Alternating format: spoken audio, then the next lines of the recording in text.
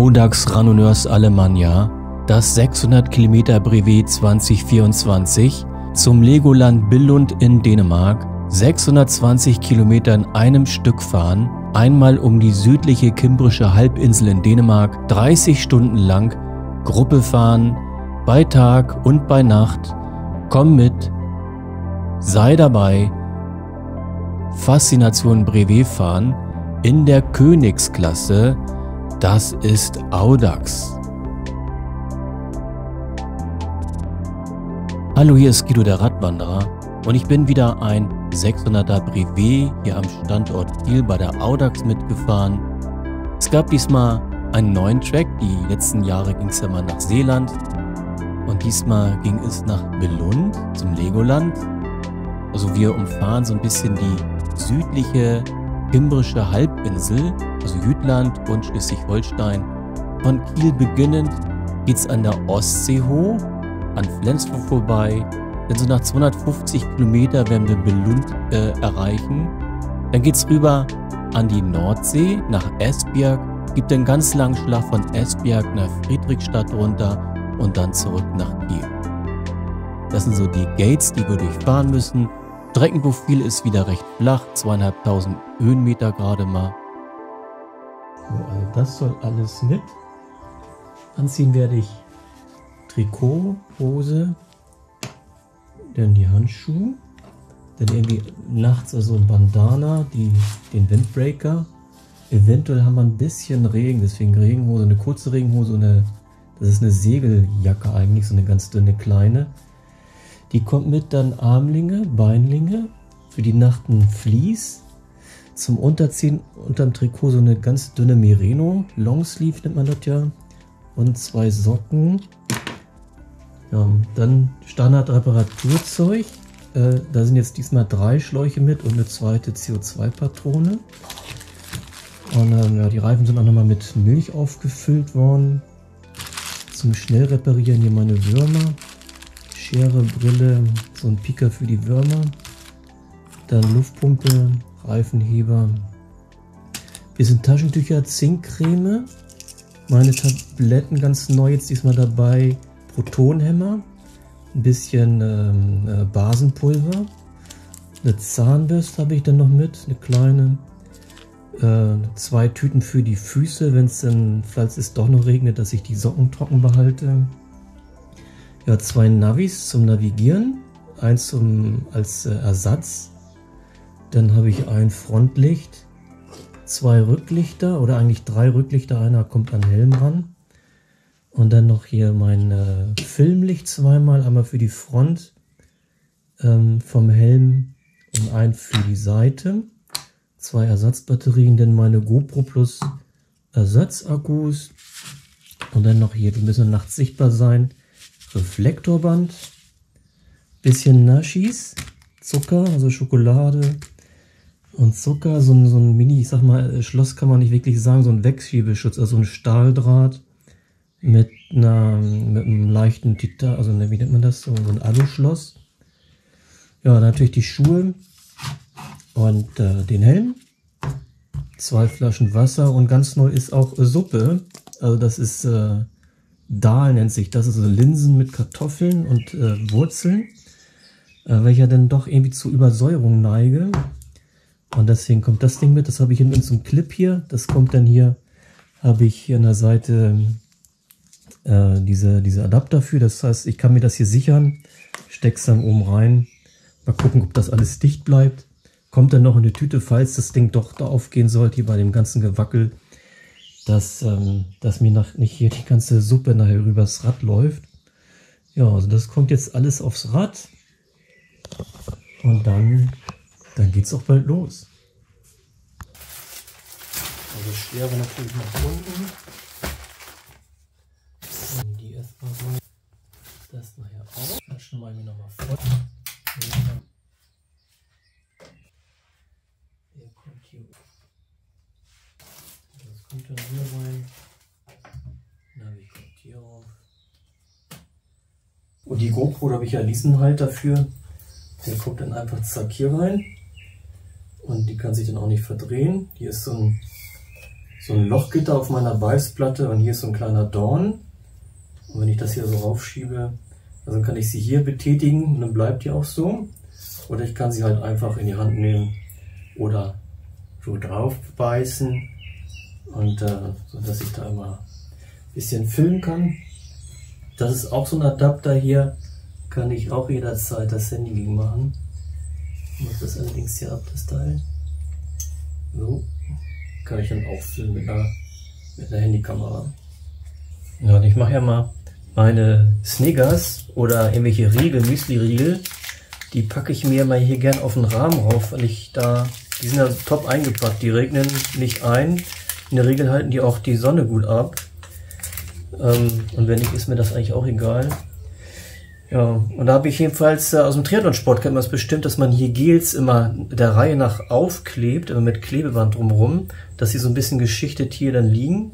Und dann reißt man sich das Gel, wenn es vorne noch festklebt, an dieser Sollreißstelle dann ab. Dann hat man gleich das offene Gel in der Hand, mit einer Hand, und schlürft das dann aus. Und jedenfalls finde ich das ganz optimal, dass es hier oben ist. Man muss ja auch nicht in der Tasche rumsuchen, irgendwie ist nachher doch immer ein Chaos da drin. Und genau, deswegen mache ich mir einfach nur so eine Expander-Gummis, gibt es ja eigentlich überall zu holen, und pack das einmal um das Oberrohr rum.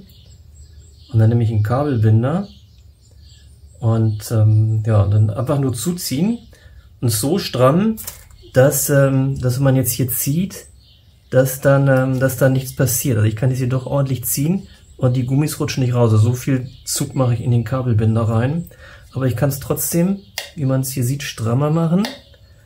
Oder ich sage halt wieder, ich ziehe es halt wieder hoch und habe halt wieder, ja, dann kann ich mir das gut einstellen. So stramm sollen die Dinge halt sein. Und dann packe ich mir hier mit jeweils 2. Man kann das auch türmen. Also 2 passen auch so gut übereinander. Zack. Dann kann ich mir hier nachher noch einen hinpacken. Diese Dinger lasse ich dann meist hier oben, dann kitzeln sie auch nicht in den Beinen. Und hier mache ich auch so ein Türmchen hin. Und das eine Müsli-Riegel,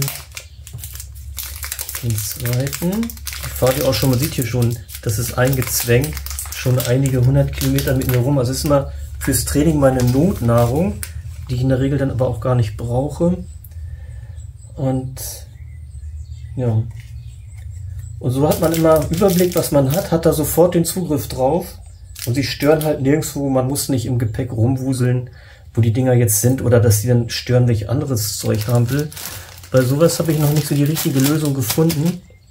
Da packe ich mir nachher so ein bisschen in die Trikottasche, sodass man eigentlich ja mal konstant auf dem Rad irgendwie irgendwas, wenn man ein bisschen Hunger hat, immer irgendwie was im Mund stecken kann. Das ist irgendwie so ein bisschen Geheimnis.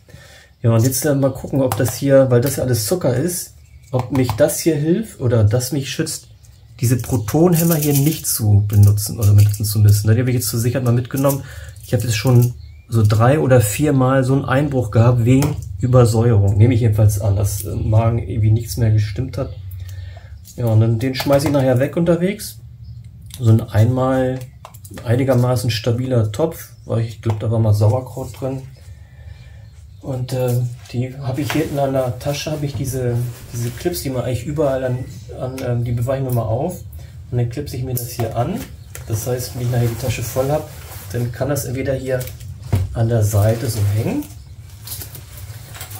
Im Notfall, falls es runterrutscht, weil ich packe mir das, wenn die Tasche näher gefüllt ist, packe ich mir das hier so hinter die Gummis runter, mache die Gummis stramm, habe vorher dann noch eine Tüte drum, dass falls mir der Deckel hier aufgeht, also dass mir die ganze Soße dann zumindest nicht gleich alles über Füße und die Tasche läuft. Ne? Genau, dann werde ich zusehen, dass ich so bis spätestens zur Hälfte das Ding dann leer gegessen habe. Und dann, ja genau, bei der Brille, hier Quatsch, bei dem Licht, was ich dann mobil drauf mache, habe ich dann hier so eine, also nicht gerade Leuchtraketen hier oder Lichtkanonen, was ich da hat, glaube ich 80 Lumen und hier auch so ein ganz kleiner. Die packe ich dann daran, sind dann optimal ausgerichtet durch die Magneten. Ich hatte erst hier so Klettband, also ich habe mir hier so einen Korken reingedrückt, damit ich eine Fläche habe zum Kleben für die Magneten. Oder vorher hatte ich hier Klettband drauf und hatte hier dann an die Lampen, die ich dann immer hatte, mir Klettband drauf gedrückt und angeklebt. Und aber da musste ich sie halt mit Gefühl immer ausrichten, ob ich sie so oder so. Und jetzt mit diesen 2 Magneten muss ich nur in die Nähe kommen und die halten dran und die gehen auch nicht mehr ab, wenn man ne? Und im Unfall, wenn ich stürzen sollte, dann würden sie ja spätestens dann wegfliegen und würden mich nicht gefährden, wahrscheinlich zumindest nicht. Ja, und das auch, und die sind ausgerichtet, weil ich immer 2 Magneten nehme und dann genau, dann kann ich auch noch so ein bisschen ausrichten, wie die blinken sollen. Also und hinten habe ich das auch, da sind auch 2 Magneten hier oben drin. Habe mir aus Kunststoff so einen Adapter dazu gemacht und dann kann ich den hier zack ran und habe also hinten mein Licht. Habe dann hier ordentlich Licht, also dreifach dimmbar. Und dann habe ich überlegt, ob ich die, weil ich die auch rot machen kann, die Lampe. Mal gucken, die kann ich lange drücken, habe ich dann auch sogar Rotlicht. Müsste ich mir das nochmal so ein bisschen umbauen, dass ich also mit dem Mechanismus das irgendwie hinten wieder mache ich das so. Aber das hält noch nicht optimal, also müsste ich mir nochmal passend Magnet daran machen. Ne? Oder ich mache das, wie geht das aus? Jetzt kann man dimm. Mal so. Ich kann das Weißlicht anmachen. Ja, so ist das mit meinem Licht am Helm, dass ich also immer, wenn ich es brauche, gut gesehen werde und vor allen Dingen auch Reserven habe, weil man merkt immer wieder, einige verlieren ihr Licht unterwegs und dann haben die nachts überhaupt gar kein Licht mehr. Ne? Also Rücklicht habe ich 1, 2, 3, 4 Stück und Frontlichter habe ich 3 letzten Endes. Also 3, dass ich überhaupt irgendwie irgendein Licht anhabe, falls wer weiß, was passiert. Aber bislang hat das immer bestens geklappt mit Akku, weil ich auch eine relativ große Akkubank mit habe. Das sind 8000 mAh.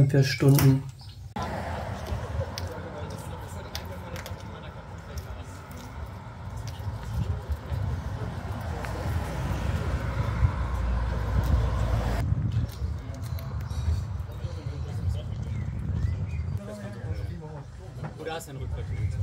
Was ursprünglich auf einen analogen?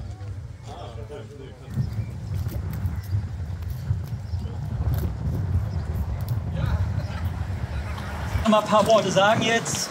Das ist ja schließlich längere Schuhe jetzt. Die ersten beiden Kontrollen, die ich ausgesucht habe, die habe ich ausgesucht, weil sie landschaftlich schön sind. Sind aber umbesetzt und es gibt da nichts zu verpflegen. Also habt ihr euch hoffentlich alle die ganzen anderen Verpflegungsmöglichkeiten ausgeschrieben. Auf Kilometer 100 ist zum Beispiel Flensburg was, ich kann auch umzügige mehr. Ich habe nur die rausgeschrieben, wo es dann auch wirklich die rund um die Uhr aufhaben. Aber nachweisen müsst immer nur die Kontrolle, die entsprechend funktioniert. So, und die zweite Kontrolle, die ist direkt neben einem Restaurant. Die Hausnummer ist nicht so leicht zu erkennen, aber das ist ein Datencenter in dem Ort. Und da ist einfach an der Straße ein gelbes Schild für die Leute, die analog fahren. Sollte einfach nur die Briefkästen zählen, die daneben aufgebaut sind. An der Kontrolle K3, das ist so der nördlichste Punkt, das kommt schon nach Bellund. Da gibt es alternativ auch einen Bäcker. Ich habe zwar die Tankstelle angegeben, weil die Tankstelle den Punkt auf hat, aber wenn man auf dem Track bleibt, bevor man im Ort dann links Richtung Bahnschienen aufhaben, wo ihr auf alle Fälle was kriegt. Dann die Kontrolle 5 in Friedrichstadt. Da habe ich eine ausgesucht, da ist eine Pizzahütte, eine Tankstelle. Also die Pizzahütte ist eine Tankstelle, die haben eben nur bis 10 oder sowas auf. Wenn man da nachts ankommt, hat man Pech, aber es gibt alternativ dort einen Pizzaautomaten. Und wer kommt denn drauf? Wir haben auch gesprochen, wir haben dort 96 Pizzen, die da rausziehen können. Das Problem ist nur, wenn eine größere Probe kommt, wir haben nur 2 Öfen. Da bekommen wir nur 2 Tage. Da muss ein 2er Punkt ankommen. Geht schon los! Ah. Jetzt kommt er hier, 5 nach. Also, es geht los von Bäcker Günther.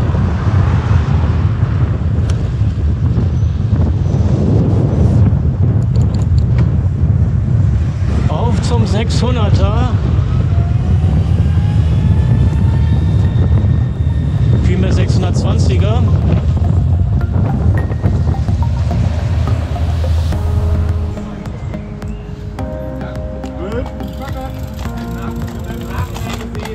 Diesmal gab es nur eine Startgruppe, also knapp 25 Teilnehmer, hingen auf diese lange Runde von 620 Kilometern.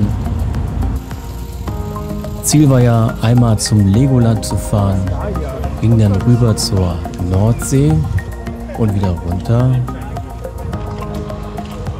Keiner weiß bei so einer langen Runde, ob da alles funktioniert mit Körper und mit der Technik mit dem Rad.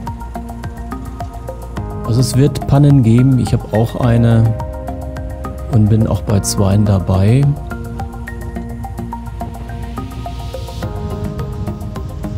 Und wir hatten die Tage vorher so wechselhaftes Wetter gehabt, also wir hatten über Deutschland und Niedersachsen immer wieder Regen, der nach oben zog.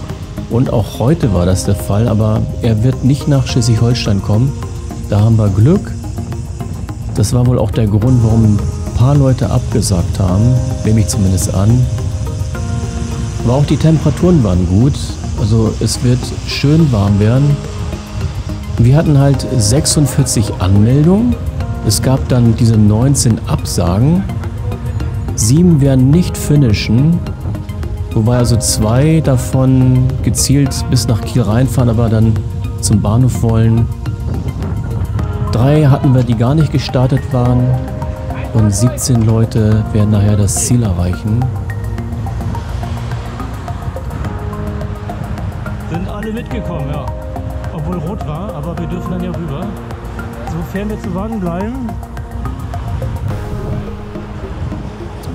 Und so geht es erstmal in südöstlicher Richtung die Hörn runter oder um die Hörn einmal herum.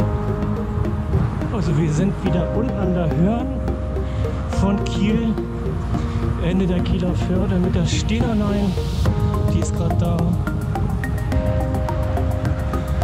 Dann dieser Hörn-Campus, hier das Gebäude. Da vorne ist unser Bahnhof.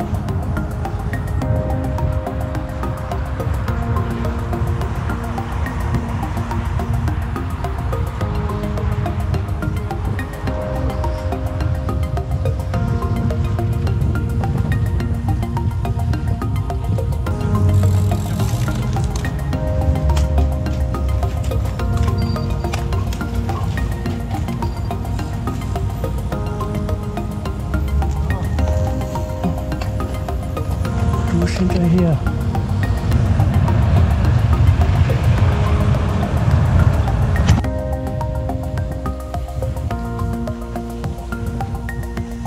Und so ging es erstmal durch kleine Wege, so Radwege, wo wir einigermaßen gut fahren können, aus dem Stadtbereich Kiel heraus.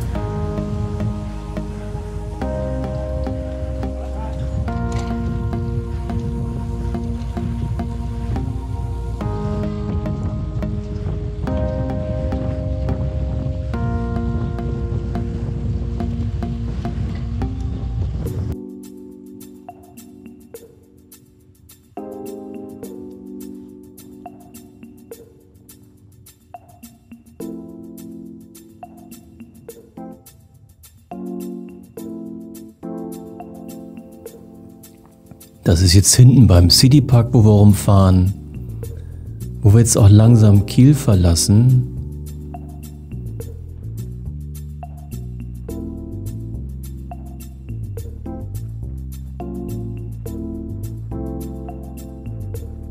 Route 10 über die Autobahn nach Kiel.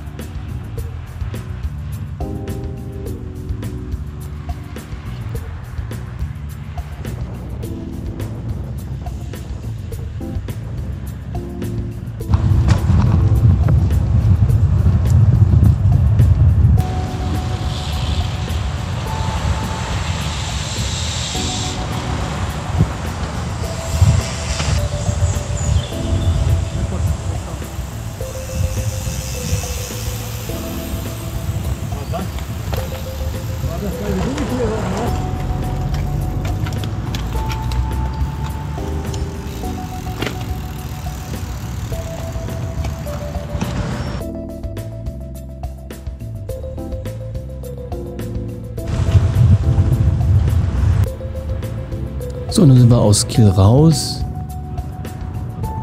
Geht Richtung Fähre vom Nordostseekanal und dann rüber in den dänischen Wohld. So, es geht jetzt runter zur Fähre.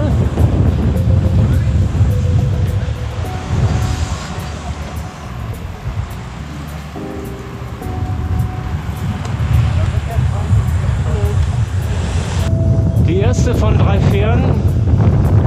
Zweimal geht es über den Nordostseekanal und einmal geht es in Mesunde über die Schlein.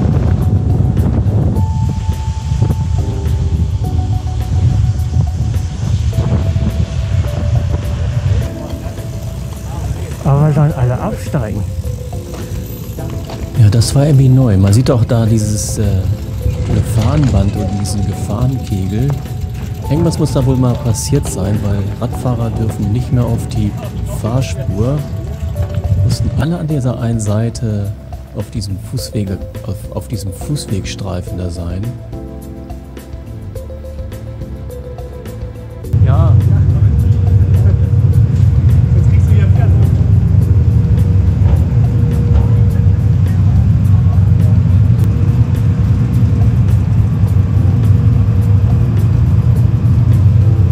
Also wir dürfen hier nicht auf dem Ding hier fahren, auf der Fahrbahn. Es muss unbedingt hier oben sein.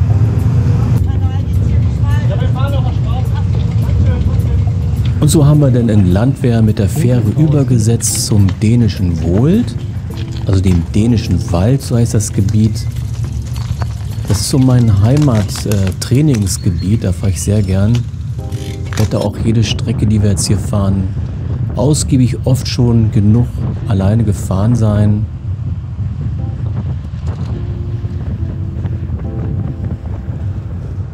So, die andere Gruppe, die Nachtzügler haben aufgeholt. Super Dinger. Jetzt geht's hoch zur Schlei. Vorbei an Gethoff gleich. Das ist jetzt Schinkel hier. Mal bei einer Black Friday.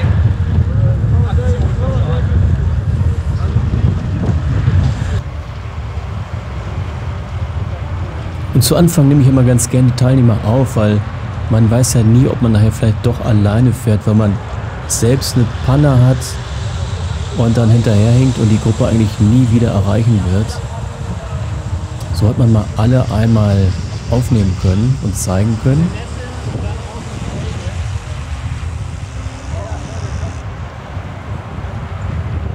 Und dann fahre ich mal so ein bisschen an der Gruppe einmal nach vorne. Du bist der letzte Hajo. Beim ersten Bandstand. Und hier geht es auf diese fürchterliche Strecke mit viel Unebenheiten. Also ein paar fahren jetzt auf dem Radweg, der so ein bisschen geschwungen ist. Und ein paar muten sich die Straße hier an. Waren aber wirklich viele Schlaglöcher drin, sodass einige immer gewechselt sind zwischen Radweg und der Straße hier. Musste man höllisch aufpassen, weil die Löcher, die sieht man erst im letzten Moment.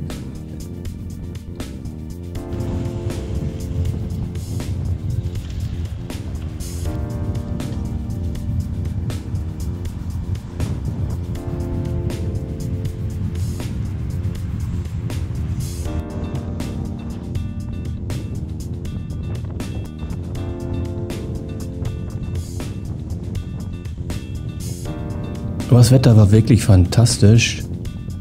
Wir haben jetzt ja frühen Abend und die meisten fahren noch in kurz, haben blauen Himmel.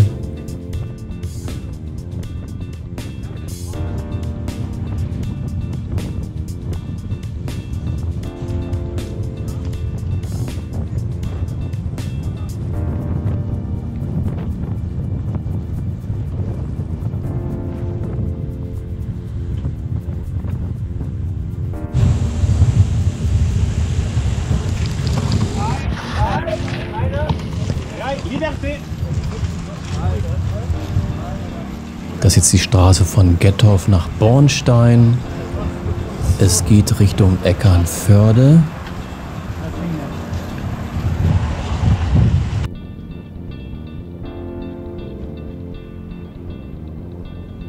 Und Und wir haben doch recht gut Speed gehabt. Also wir werden bis Flensburg eine Durchschnittsgeschwindigkeit auf dem Rad in Fahrt von 29 haben. Also die Pausen sind dann da nicht eingerechnet, die wir haben.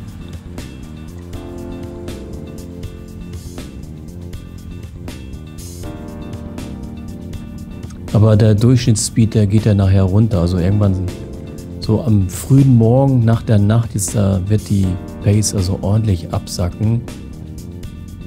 Aber noch sind wir alle frisch.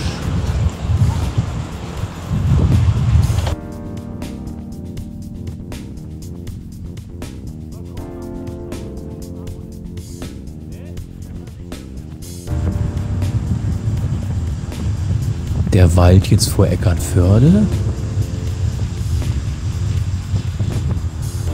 Jetzt geht's runter zur Ostsee. Zur Eckernförder Bucht, die sehen wir gleich. Nun geht's an die Ostsee. Morgen geht's dann an die Nordsee. Jetzt sind wir in Eckernförde.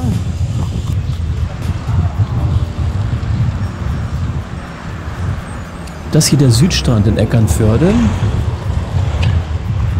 Mit schöner Brandung, bisschen zumindest. 7:30 haben wir jetzt, 42 Kilometer, 1,5 Stunden sind wir jetzt auf dem Rad.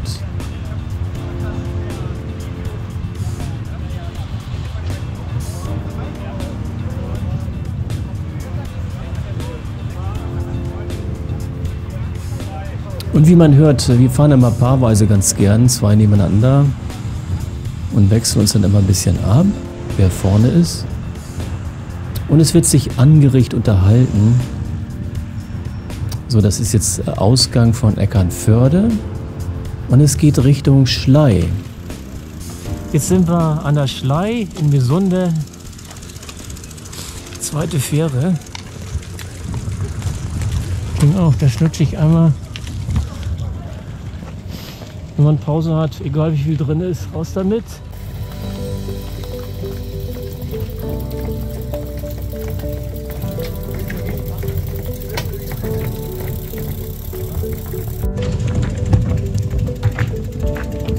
Und so geht's halt zu später Stunde, kurz nach 8, bei tiefstehender Sonne, mit der Schleifähre nach Schwansen oder von Schwansen nach Angeln rüber.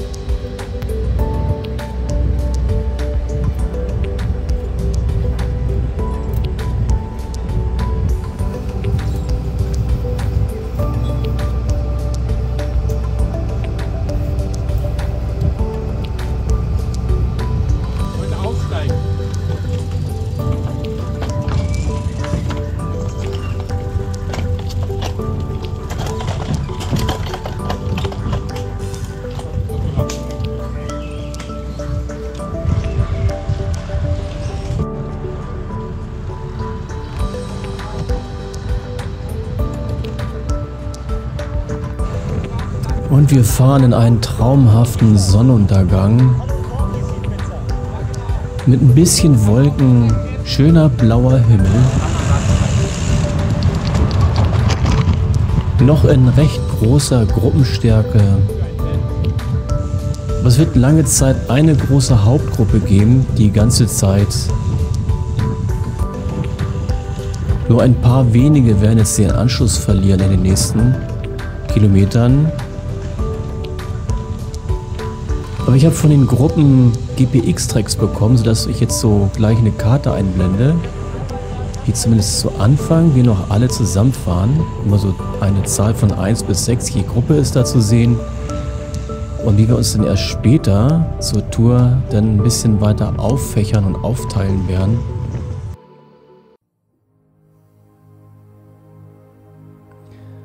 Und wie es dann weitergeht, das seht ihr dann in 4 weiteren Teilen zu knapp je 30 Minuten.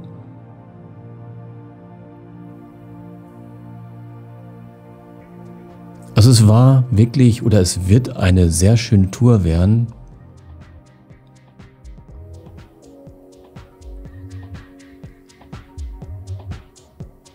Schönen Dank fürs Zuschauen. Bis demnächst.